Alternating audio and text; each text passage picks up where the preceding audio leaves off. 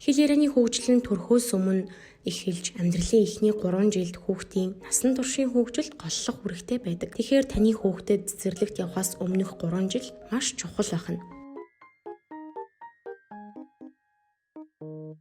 Хүүхэд цэцэрлэгт орох хүртлээр хүнтэй харилцаа үүсгэх бие даах ур чадвараа гэр бүлийнхэнтэйгээ харилцах харилцаанаас олж авдаг.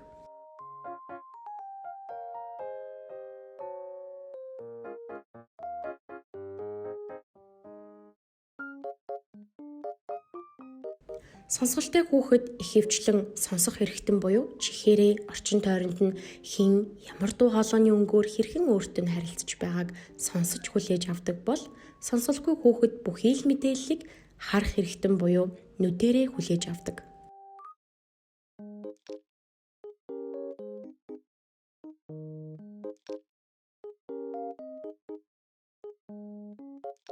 Та хүүхэдтэйгээ "Өө миний хүү яасан юм?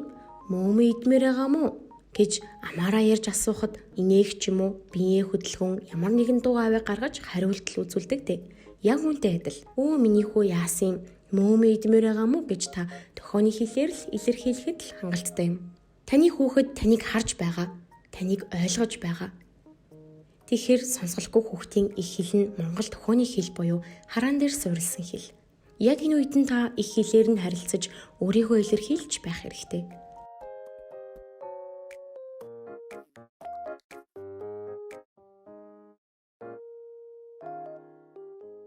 Та сонсголгүй хүүхдээ ирээдүйд бусадтай харилцах, сурч боловсрох, ажил хөдөлмөр эрхлэхээр амжилттай байгаасай гэж хүсэж л байвал та их хэлийг нь болох Монгол тохионы хэлийг сураад хүүхэдтэйгээ харилцаж эхлэх хэрэгтэй.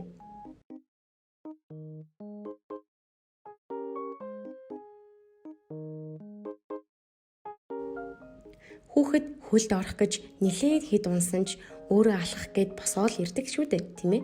Таныг бас хүүхдийн төлөө шантралгүй, зүтгэдэг, тэмцдэг Монгол тохионы хэлийг хичээнгүйлэн суралцаасай хэмээн бид хүсэж байна.